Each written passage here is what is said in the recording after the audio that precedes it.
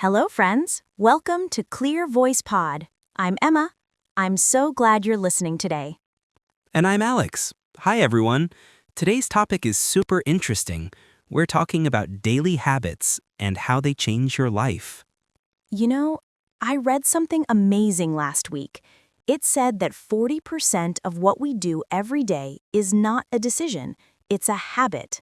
40%? Wow, that's almost half of our day. Exactly! We do so many things automatically without thinking, like tying your shoes or making coffee. So, if we want to change our life, we need to change our habits first. That's right. And the good news is, changing habits is possible for everyone. Even if you've tried before and failed? Yes, even then, because today we'll show you a simple method that actually works. I'm excited. Let's start with a question.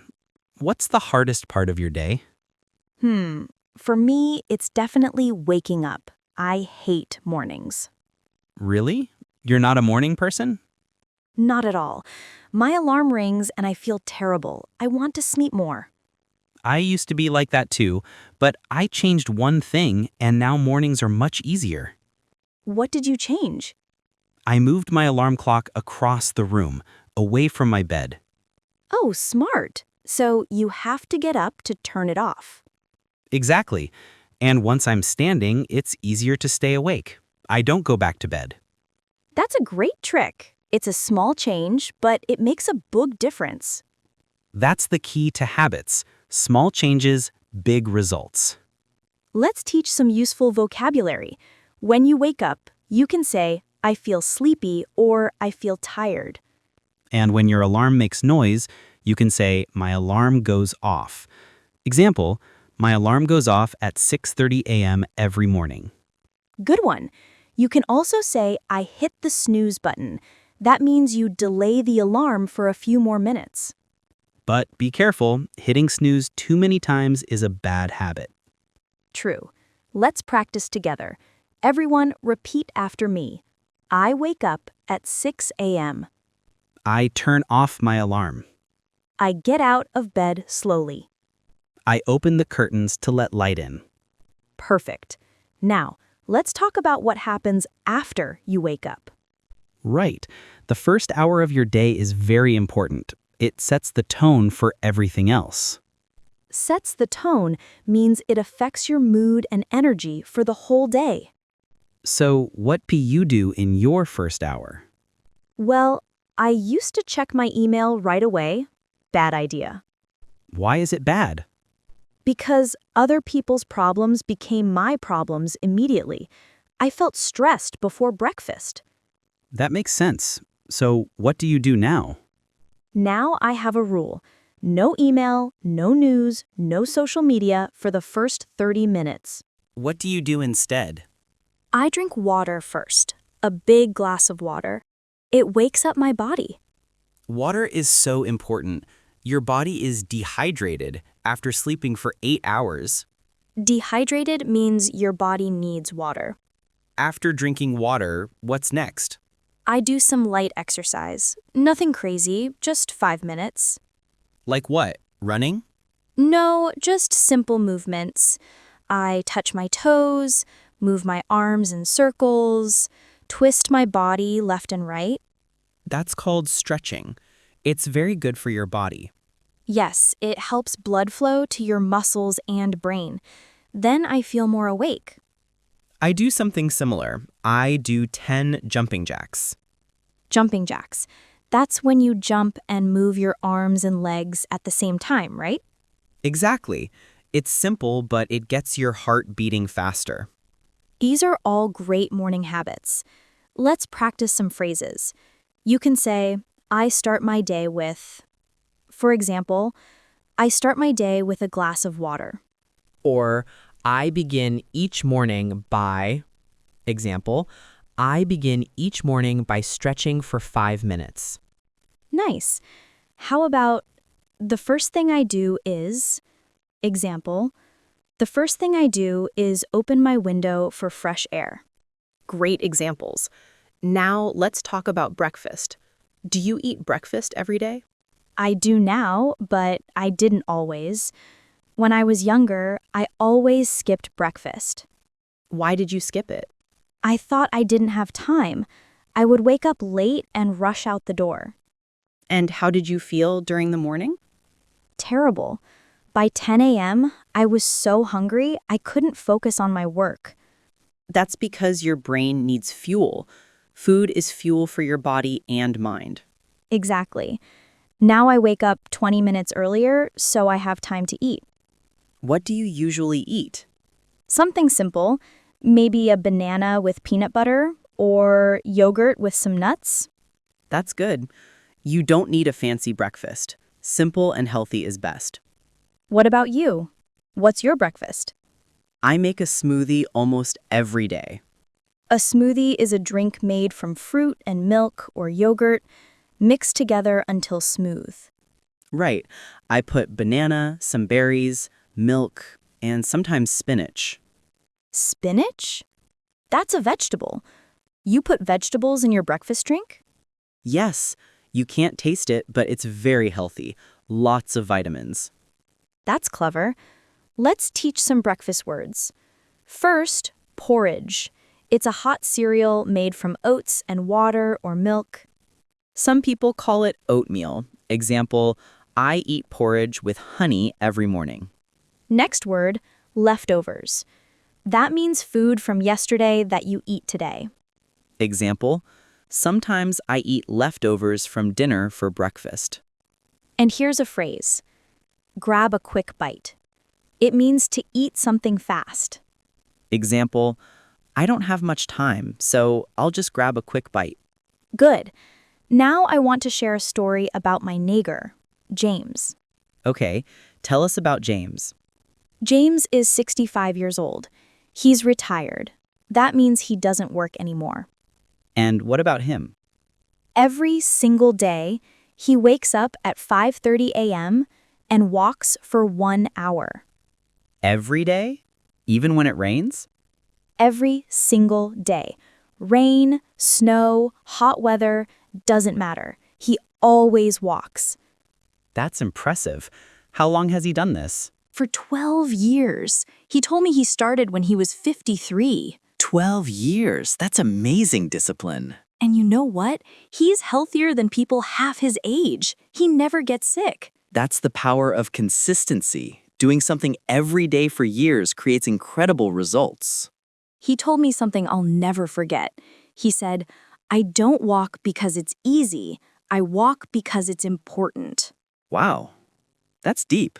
It means he doesn't wait to feel motivated. He just does it because he knows it's good for him. That's real discipline. Let's teach that word discipline. It means doing what you should do, even when you don't want to do it. Example, learning English requires discipline. You have to practice even on days when you're tired. Exactly. Now let's move to the middle of the day. What happens after breakfast? Well, most people go to work or school, right? Yes, and how you travel is a great opportunity for habits. What do you mean? I mean, if you take a bus or train, you have 20 or 30 minutes. What do you do during that time? Most people look at their phones, scrolling social media or playing games. Right, but you could use that time to learn something. Like listening to this podcast. Exactly. Or listening to English music or reading an English article. This is called dead time. Time when you're not doing anything productive. But if you add a good habit to your dead time, it becomes useful.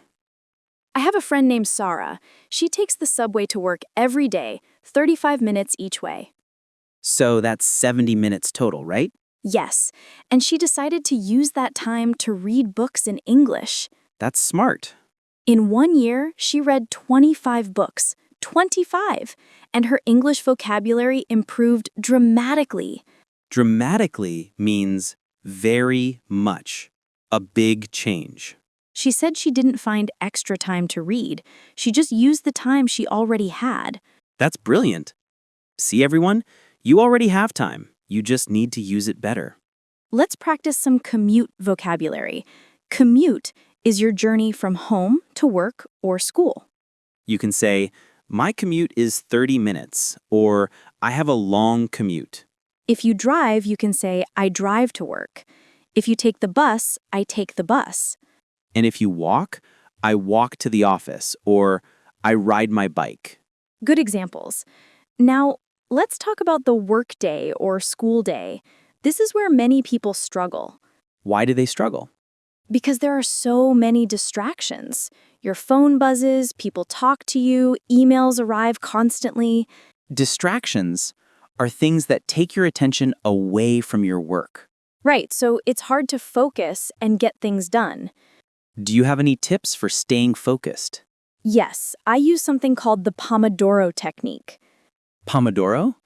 That's Italian for tomato, right? Yes, it's a funny name, but it's a simple method. You work for 25 minutes with complete focus. No phone, no distractions. Just 25 minutes? Yes, then you take a 5-minute break. Then another 25 minutes of work. That sounds manageable. Anyone can focus for 25 minutes. Exactly. And during the 5-minute break, you can check your phone, get water, or walk around. I like this. It breaks the day into small pieces. After 4 cycles, that's about 2 hours, you take a longer break, maybe 20 minutes. This is really useful for studying English, too. Absolutely. Study English for 25 minutes, then rest. Your brain learns better with breaks. Let's teach some work vocabulary. Deadline, that's the time when you must finish something. Example, the deadline for my project is Friday. Next word, task. A task is a piece of work you need to do. Example, I have 3 tasks to complete today. And here's a useful phrase, stay on top of things. It means to manage your work well and not fall behind. Example, I make a list every morning to stay on top of things. Perfect. Now let's talk about lunchtime. What do you usually do for lunch? I bring lunch from home most days. Why? To save money? Yes, that's one reason, but also because it's healthier. Restaurant food often has too much salt and oil. That's true. What do you bring? Usually leftovers from dinner, or I make a sandwich the night before. Do you eat at your desk, or do you take a real break? I used to eat at my desk while working, but now I always take a real break. I go outside. Why did you change? Because I read that taking a lunch break improves productivity in the afternoon. Productivity means how much work you can do. Right. If you work through lunch without stopping, your brain gets tired. You become less productive. But if you take 30 minutes to rest and eat, your brain recharges. Exactly. And going outside helps even more. Sunlight and fresh air wake you up. I do the same thing, even if it's just a quick walk around the building. Movement is important. We sit too much these days. You're right. Sitting all day is bad for your health. Let me share another story. My coworker Linda had back pain every day. From sitting too much? Yes, she went to the doctor, and the doctor said, "You need to move more." What did she do? She set a timer on her phone. Every hour, the timer rings, and she stands up and walks for 2 minutes. Just 2 minutes? Yes, just 2 minutes.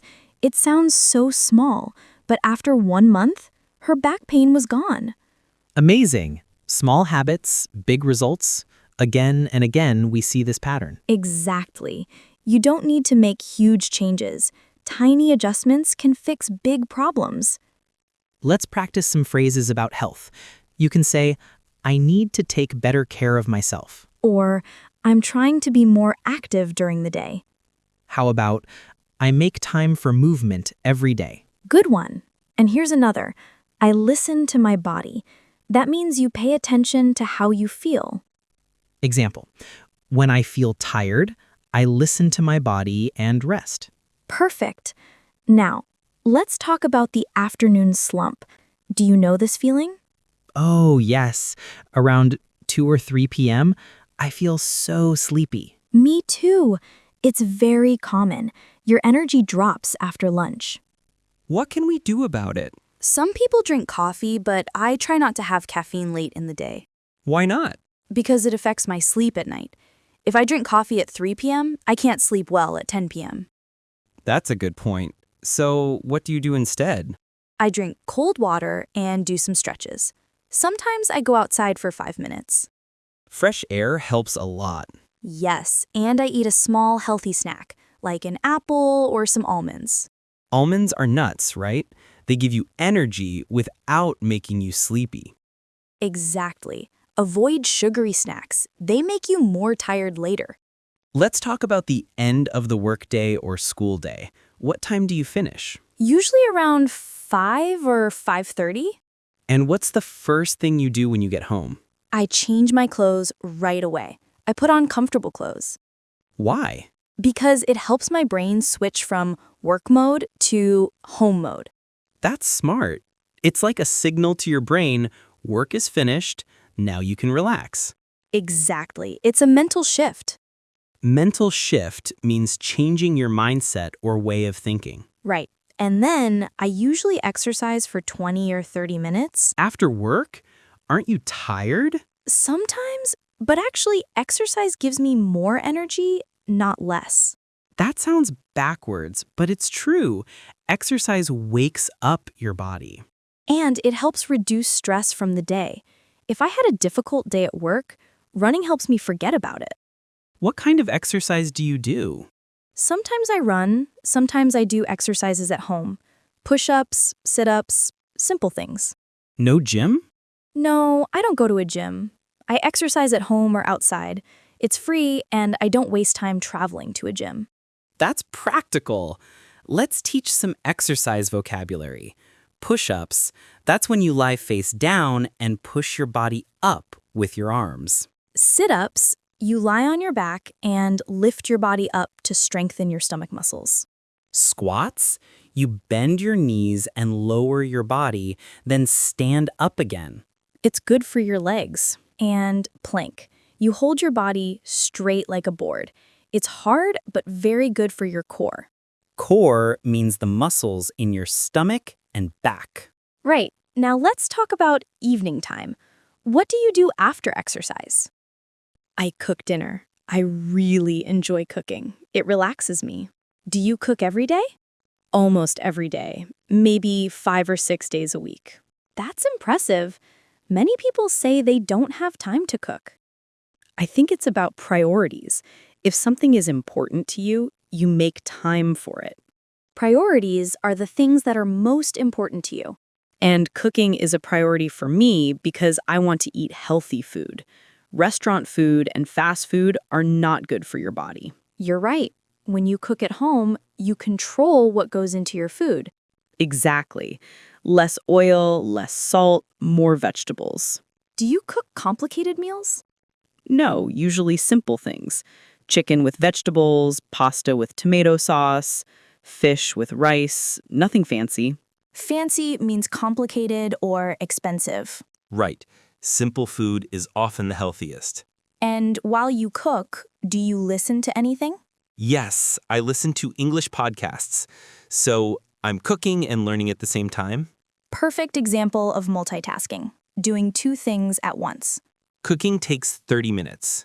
If I listen to English while I cook, that's 30 minutes of practice every day. In 1 month, that's 15 hours of listening practice. Exactly. Small daily actions add up to big results over time. Let's practice some evening phrases. After work, I like to unwind. Unwind means to relax after a busy day. I spend time with my family in the evening. I prepare dinner for tomorrow. This is called meal prep, preparing food in advance. I enjoy my hobbies at night. A hobby is an activity you do for fun, like painting, reading, or playing music. Great examples. Now, what about after dinner? After dinner, I clean up the kitchen, I wash the dishes, and wipe the table. Do you do it right away or wait? Right away, always. If I wait, I won't want to do it later. That's a good habit. My rule is never go to bed with a dirty kitchen. Same. I like to wake up to a clean space. It makes the morning more pleasant. After cleaning, what do you do? I have some free time, maybe 1 or 2 hours before bed. And how do you use that time? Sometimes I read a book, sometimes I watch a show in English, sometimes I call a friend or family member. It's important to have time for things you enjoy. Life isn't just work and responsibilities. Exactly. You need balance. Work hard during the day, but also rest and have fun. Let's talk about screen time. How much time do you spend on your phone or computer at night? I try to limit it. Too much screen time makes me feel anxious. Anxious means worried or nervous. Yes, social media especially makes me feel that way. I see everyone's perfect life, and I start comparing myself. That's a common problem. But remember, people only show the good parts of their life online. You don't see the struggles. True. So I try to use my phone less at night. What do you do instead? I read physical books, not on a screen, or I write in my journal. A journal is a notebook where you write your thoughts and experiences. Yes, I write about my day, what went well, what I learned, what I'm grateful for. Grateful means thankful. Right. I write 3 things I'm grateful for every night. That's a beautiful habit. It helps you focus on the positive things in your life. Exactly. Even on bad days, there's always something to be grateful for. Like having food, a home, people who love you, or even just being healthy. Yes, this habit changed my mindset. I used to focus on problems. Now, I see the good things more clearly. Let's teach our listeners this habit. You can say, I'm grateful for, and then finish the sentence. Everyone, try it now. Say 3 things out loud. I'm grateful for. It might feel awkward at first, but it's powerful. Your brain believes what you tell it. If you focus on good things, you'll feel happier. Now, let's talk about bedtime. This is very important for your health. What time do you go to bed? I try to be in bed by 10:30. I need about 7 or 8 hours of sleep. Do you have a bedtime routine? Yes. About 1 hour before bed, I start winding down. Wind down means to slowly relax and prepare for sleep. Right. I dim the lights in my house, make them less bright. Why? Because bright lights tell your brain it's daytime. Dim lights tell your brain it's time to rest. That makes sense. What else? I stop using my phone 30 minutes before bed. The blue light from screens is bad for sleep. This is hard for many people. They watch videos or scroll social media right before sleeping. I know it's a hard habit to break, but it really makes a difference. What do you do in those 30 minutes? I brush my teeth, wash my face, and read a book in bed. Just a few pages. And then you sleep? Usually, yes. Reading makes me sleepy. Within 10 minutes, I'm asleep. That's good. Many people have trouble falling asleep. If you can't sleep, don't force it. Get up and do something calm, like reading or listening to quiet music. Don't lie in bed feeling frustrated for hours. Exactly. Let's practice some bedtime phrases. I'm getting ready for bed. I need to get some sleep. This means you need to rest. I had a long day. This means you're tired because you did a lot. Sweet dreams. This is what you say to someone before they sleep. It means, I hope you have good dreams. Okay, we're almost finished. Let's talk about one more important thing. How to start a new habit successfully. Yes, this is crucial. Many people start with big goals, then quit after 1 week. Quit means to stop doing something. Right. For example, they say, I'm going to exercise 1 hour every day. but they haven't exercised in years, so 1 hour is too much. They get tired, they get sore, and they give up. So, what's the better way? Start extremely small. So small it feels too easy. Like what? Like, I will exercise for 5 minutes a day. Just 5 minutes? Yes, anyone can do 5 minutes. You can't make excuses. And after 5 minutes becomes easy, you increase to 10 minutes. Exactly. You build slowly. This way, the habit sticks. Sticks means it stays with you. It becomes permanent. Right. Let me give you another example. If you want to read more, don't say, I'll read 1 book a week. That's too much? For someone who doesn't read, yes. Instead, say, I'll read 2 pages every night. Just 2 pages. That's so easy. Exactly. But 2 pages every day means you finish a 200-page book in about 3 months.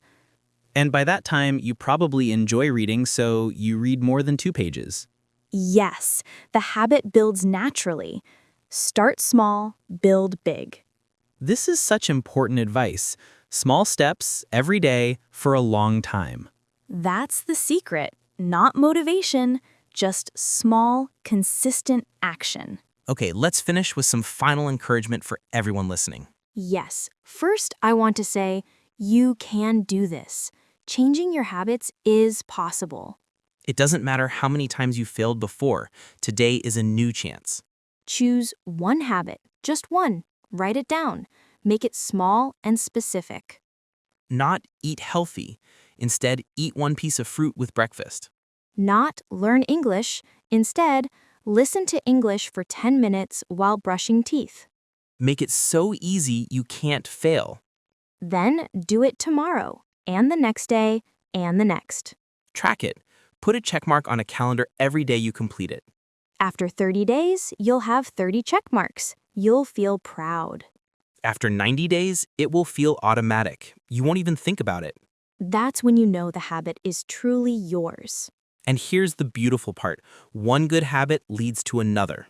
When you start exercising, you naturally start eating better. When you sleep better, you have more energy to be productive. Good habits create a positive cycle. Your whole life improves, 1 small habit at a time. So don't wait. Start today. Right now, decide on 1 habit. What will it be? Tell us in the comments. We want to hear from you. And remember, be patient with yourself. Change takes time. Some days will be hard. You might forget or feel unmotivated. That's okay. Don't quit.